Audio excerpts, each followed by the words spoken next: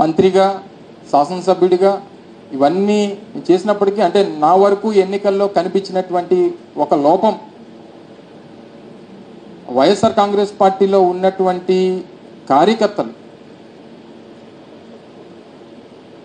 ఎందుకంటే వ్యవస్థలో తీసుకొచ్చినటువంటి మార్పుల్లో జగన్మోహన్ రెడ్డి గారు ముఖ్యమంత్రిగా వారు తీసుకున్నటువంటి నిర్ణయాలు, వ్యవస్థలో తీసుకొచ్చినటువంటి మార్పులు, ఈ సంస్కరణలో భాగంగా వైఎస్ఆర్ కాంగ్రెస్ పార్టీ కార్యకర్తల్ని వారికి ఇవ్వాల్సినటువంటి గౌరవం ఇవ్వలేకపోయామేమో అన్నటువంటి ఒక ఆలోచన నాకు వ్యక్తిగతంగా, నేను ఎన్నికల్లో ప్రచారం చేసినప్పుడు కానీ లేదా మంత్రి హోదాలో నేను పనిచేసినటువంటి సందర్భాల్లో కానీ కార్యకర్తలతో మాట్లాడినప్పుడు కానీ ఉన్నటువంటి మాట, రాష్ట్ర వ్యాప్తంగా ఉన్నటువంటి మాట వాస్తవం.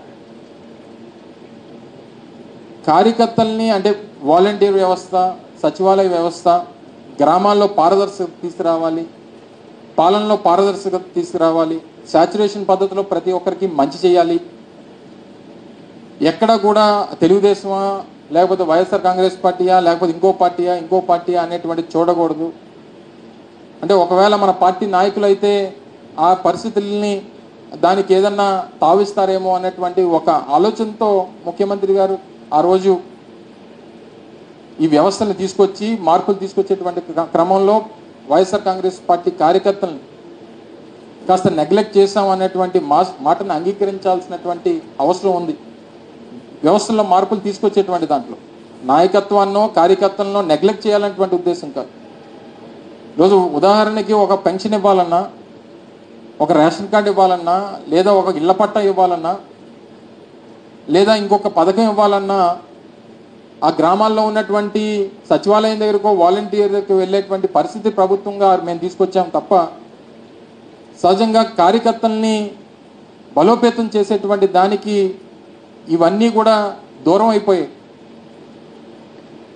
ఎందుకంటే పూర్వం రోజుల్లో ఒక పెన్షన్ కావాలన్నా, ఒక రేషన్ కార్డు కావాలన్నా, ఒక పథకం కావాలన్నా, ఒక ఇళ్ల పట్ట కావాలన్నా గ్రామాల్లో ఉన్నటువంటి నాయకత్వం దగ్గరికి వచ్చేవారు, ప్రజలు గ్రామాల్లో ఉన్నటువంటి నాయకుల దగ్గరికి వచ్చేవారు.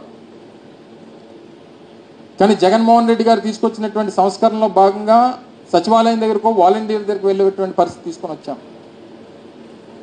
తద్వారా గ్రామాల్లో ఉన్నటువంటి నాయకత్వం కాస్త వీకెన్ అయింది అనేటువంటిది గ్రౌండ్ లెవెల్లో ఉన్నటువంటి వ్యక్తిగా డెఫినెట్గా నేనైతే దాన్ని పూర్తిగా నమ్ముతాను.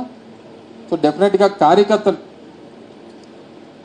తాలూకా, ఎందుకంటే 2019లో వైఎస్ఆర్ కాంగ్రెస్ పార్టీ గెలవడానికి 2009లో రాజశేఖర రెడ్డి గారు మరణించిన తర్వాత 10 సంవత్సరాల పాటు ప్రజల్లో పోరాటం చేసి అనేక ఇబ్బందుల్ని ఎదుర్కొని 10 సంవత్సరాల్లో పార్టీని ఈ స్థాయికి తీసుకుని వచ్చి 2019లో